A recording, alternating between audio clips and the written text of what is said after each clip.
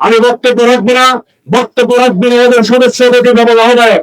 আমি শুধু একটি কথাই বলতে চাই, ব্যক্তির ছেড়ে দল বড়, দলের ছেড়ে দেশ বড়। আমরা আজকে দেশ রক্ষার যে আন্দোলন, সেই আন্দোলনে আমাদেরকে শরীক হতে হবে।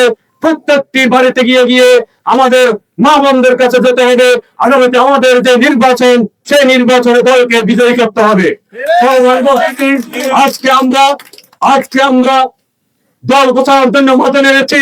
দল গুছিয়ে আগামী দিনে বাংলাদেশ জাতীয়তাবাদী যুব দলকে গুছিয়ে আগামী দিনে বাংলাদেশ জাতীয়তাবাদী দল বিএনপিকে ক্ষমতায় এনে তারপরে করে ফিরিয়ে দেবো।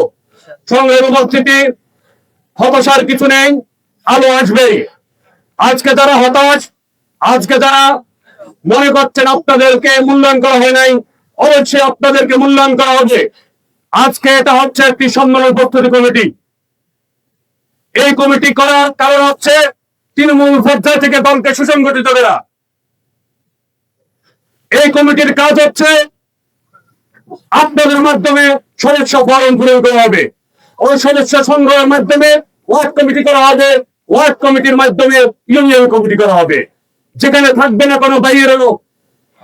আর আজকে আমি প্রস্তাবিত বলতে চাই, দাগনভূঞাতে আমরা কোনো দল রাজনীতি করি না।